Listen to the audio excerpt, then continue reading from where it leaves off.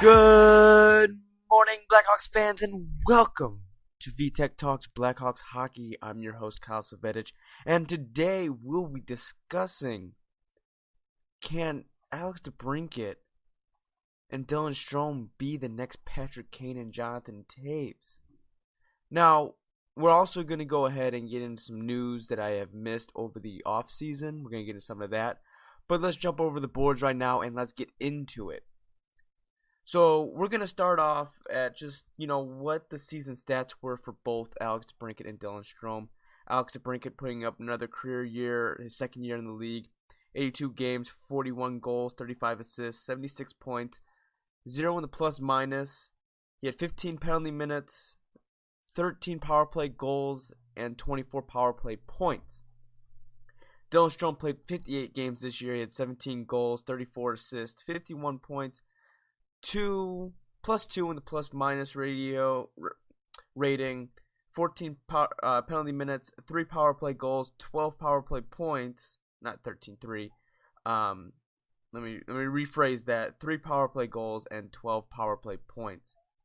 He was 44.92 in the faceoff dot. Dylan Strome did not start the year off with the Blackhawks. He started it off with Arizona, but was traded in November 25th of 2018. It was a deal that the Hawks traded Nick Schmaltz to get Brendan Perlini and Dylan Strome. It was funny, before that trade, I was really watching Nick Schmaltz play, and I was like, they really need to get rid of this dude. He's not helping the team out any bit. And about 2-3 weeks later, they ended up trading for those two. Perlini really didn't do much until that 1 week when he went back to Arizona. When they went back then, he had that amazing week where he was like the first star of that week, but he kind of sped it out. But I mean, he was there. I think he can come into his own. I think he will be there, but that's not what we're talking about right now. But I'm gonna discuss why I think Alex DeBrincat and Dylan Strome work together. Okay, they both played in the OHL together on the same line, I believe, with the Erie Otters. I believe they ended up winning their respective championship 1 year together. They played really well on the power play with Kane and Toews and Gustafsson. I think I know the big key factor when the Hawks power play was doing very well was having those 5 out on the power play, and it was I think that it was just the benefit of having a 2 centermen actually, which really helps out, 2 centermen to win a faceoff if you get knocked out of one, because normally it really was, I mean, you had your normal setup with the power play of, Kane, Toews, DeBrincat, then you had 2 defensemen, Gustafsson or Seabrook or Keefe. But bringing in Strome gives you that extra offensive power. I mean, I'm not saying that, Keefe or Seabrook can't score goals. They can get assists as well, but they weren't really being that productive throughout the year.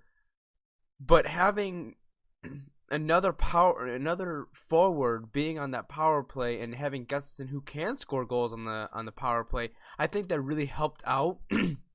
It's just that they right then and there, I mean it calmed down, their power play calmed down. But you're starting to see a little progress here. I mean, Kane and Toews, they both came out when they were drafted and they came into the league. They were already making noise. I mean, DeBrincat was already kind of making a noise his rookie year. Strome was the he was a third round pick in the first round from Arizona. Really wasn't putting up the numbers, so I think Arizona was just kind of disappointed with him. And I think bringing him into a team that can score goals really helps out his confidence. You have a heavy offensive power, especially on those top 2 lines. I think that really helped out. Being able to have Strome there and DeBrincat, and instead of it being a Kane and DeBrincat and Kane show, they were able to separate Kane and DeBrincat because DeBrincat had his guy with him who could feed him the puck, and he could feed him the puck and put it in the back of the net. It was nice to see there towards the end of the year that Kane was with Toews more and Kajula. That was a pretty good line right there. But I mean, I'm kind of rambling on, but it just kind of foreplays into the whole situation that we're running into. But the real thing is, can they really replace Kane and Toews? That's the big thing. Can they really do that? DeBrincat, I think he could be. He's not okay. Let me say, he's not gonna be Patrick Kane. I don't think anyone can be Patrick Kane. Like, no one could be a Sidney Crosby. No one could be a Ovechkin. No one's gonna be a Wayne Gretzky. Everyone when they're good elite players, they are their own. But with DeBrincat only being his second year in, that's who I'm gonna try to compare him with. Just that's the. I want that to be that next duo that we're seeing. The difference between Kane and DeBrincat doesn't have quite enough speed nor the stick handling like Kane does. And he's only his second year in the league, and I understand that Kane kind of came in and naturally had that ability to do that, and I think that's just DeBrincat has to work towards. Strome, he's already kind of fitting into the Toews role. He's not being as productive. We've only seen a glimpse of him throughout the year. Haven't seen a lot from him yet, just because he hasn't played a full season with the Hawks. I think with the off season, with Jeremy Colleton, with all that, I think they'll be able to put that all together and really, really go at it from that perspective. But Strome is going to be that guy that's going to get in front of the net. He's going to get those greasy goals. He's going to be that guy on the power play that's going to stick himself in front of the net. And that's what we need, more people like that. I mean, you're going to have Kajula. I think Sakura could be part of that once he comes back up, whenever they decide to bring him up. I think he could do that. He has the grit for it. He has the drive for it. But I just don't think his size is quite there yet to really compete at that level, because he hasn't scored a goal. I mean, when he went back down to Rockford, he scored like 2 goals when he got back. So I think that with development over the year, there's a high hopes for that. But just looking at those two, I think you could be able. I think if Strome had a year under his belt, full year under with the Hawks, I think he would be able to play on his own if need be. DeBrincat, you can already tell he can play with who he wants to, but I think that DeBrincat and Strome will become their own duo, and they won't really separate them as much as they did with Kane and Toews. I know that's one big thing that Q did with Kane and Toews was Toews was always in the first line, Kane was always the second time. It never really made sense to me why that happened, why that was. But with Colleton, him playing Kane a lot, having him up on the first line, and then bringing Strome in and having DeBrincat be able to work with someone, I think that brought up let up a little bit of pressure on Kane. But he played a lot of minutes.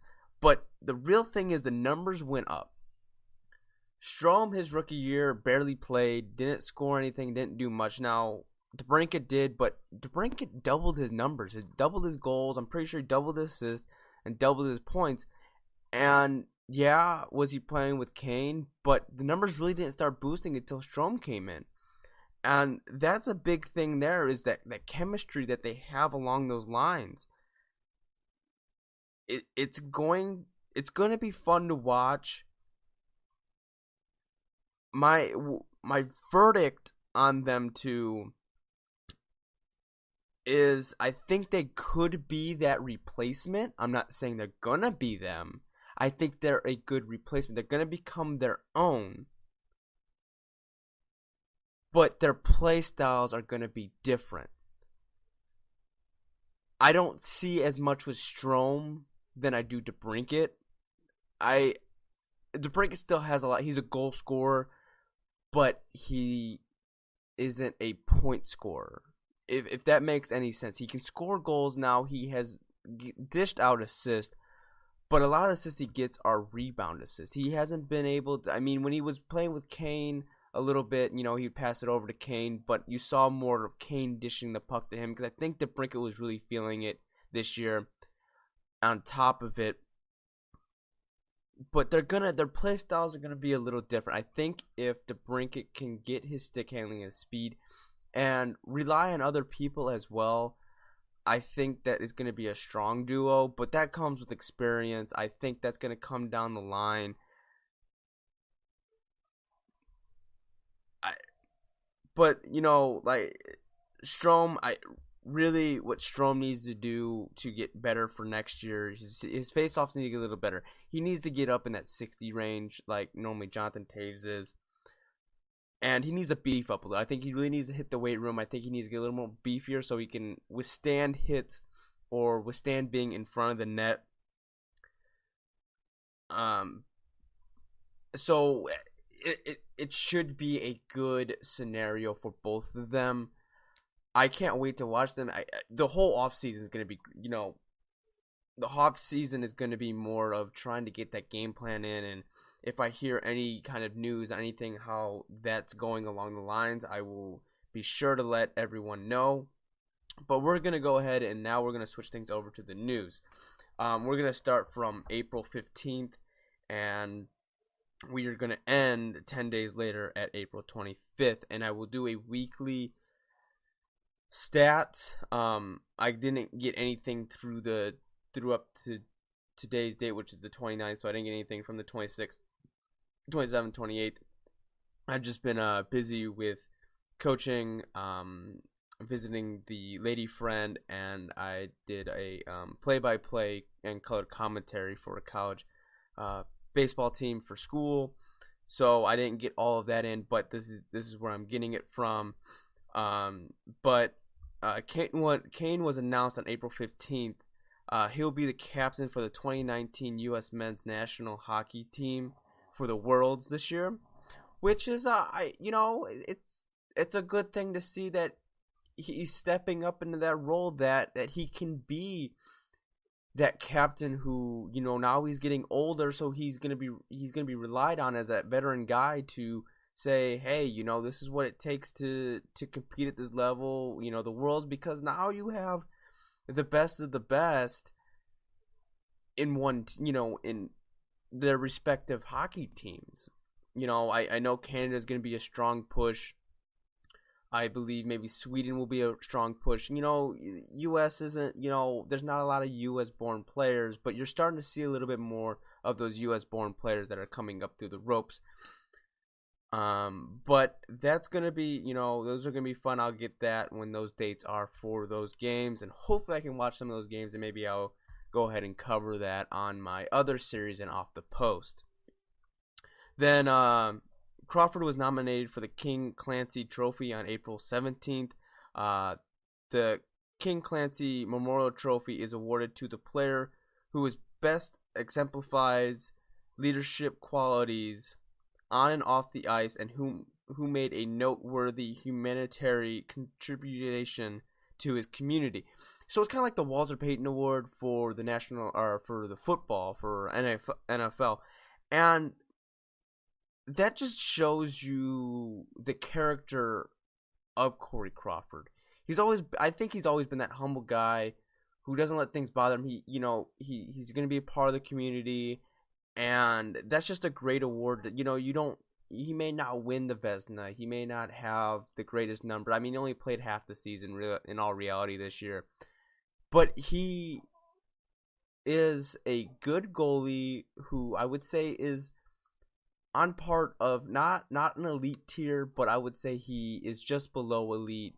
I think with the injuries, that's kind of negated the elite factor on him. But I'm a huge Corey Crawford fan, and when I defended him or talked about him in last week's podcast, but this just shows you that this guy is a humble guy, and he cares about the community he's around and the people around it, because he understands that there's fans that watch that may need help or whatever. He understands the community, and he's always willing to help out, and that's always a great thing. I I always applaud people who are nominated or end up winning that award because it just shows that they're a good person. And being in sports, you are always put higher than everyone else because there's kids, there's people that always look up to you, and you're a celebrity, but you're not a celebrity. You are an idol, really. I mean, celebrities are celebrities, and sports athletes are idols, and that just shows that if you have that one person or multiple people that help change certain things, that can help lift a community together and really exemplify the greater portion of things, and then the leadership as well. I think goalies play a lot more leadership role than it's led to be, because if your goalie and your team forwards and defensemen aren't working on the same page, and goalies see the game from a different standpoint. I mean, they're on the ice, they see what's going on, and I think that helps them when they show that leadership ability, like Cam Ward did halfway through the season when Crawford went out against San Jose and they got blown out. But he showed leadership role. It's a different leadership role, but I'm just saying that veteran players are going to be part of that leadership role, and Corey Crawford has shown that leadership role. But moving on, Alex DeBrincat will join Kane on the U.S. roster for the 2019 Worlds. That was announced on April 18th. So yet again, another U.S.-born hockey player who is going to be, from the Hawks that are playing. So you're starting to see what I'm talking about, that little bit of a rise in the, that from coming from the Hawks. I mean, that's two American-born players that are going to be on this team. Then you have Gustafsson and Kruger, who commit to Sweden for the World. That was announced on April 19th. I could understand Gustafsson because he has done a lot for the Hawks defensively. Kruger, he may be playing that very bottom four. I mean, I don't know a lot of Swedish players, so Kruger could be part of that better tier of Swedish players. But Gustafsson, I want to see what he does during that. Then on April 19th, Blackhawks agreed to terms with a forward, Jacob Nielsen, on a 1-year contract for $700,000. He played in Rockford. I don't know much on him, but he may be just that guy that's going to be playing minors the rest of his life. I don't know if he's just coming off a rookie contract or whatever the case may be, but he has one more year with the Hawks, and that was announced on April 19th as well. Here is the big thing. On April 24th, assistant coach Don Granato, sorry if I butchered his name, and the Hawks mutually part ways. He joined the Hawks on June 15, 2017, and I was kind of disappointed they parted ways, but I think he's a bit of an older guy, and I don't think he was liking the way the Hawks were going, or whatever the case may be. Maybe he's looking to become a head coach, because he seems like he's a little bit older guy, and it's just going to be interesting to see. You're going to have another new coaching person in the staff, so hopefully they can find someone soon so that they can really start working everything together, because you don't want to bring in a coach too late, because then it's just going to, there's too much that goes on, and hopefully they bring him in within, I would say halfway through May, so when they, during that off period, so when they get back to the preseason, or not really preseason, but more when they come back towards training and all that, they have another coach, so the players can get used to the new coach. And then on April 25th, Kane was named for the Ted Lindsay finalist award. The Ted Lindsay Award is presented annually to the most outstanding player in the NHL, and is voted by the fellow membership of the NHLPA, the NHL Players Association.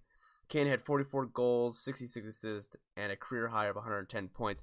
So basically, it's the MVP of the league. Now, do I think Kane's going to get it? Probably not, because they missed the postseason. But he isn't a very good running for it because I can't really think of another player. I mean, I get it that Kucherov from the Lightning scored like got 128 points, but he wasn't the only one that was producing. Yes, did he get a lot of points? Oh, yes, but I think there was a lot of off of assists because I don't think he had as many goals as Kane did.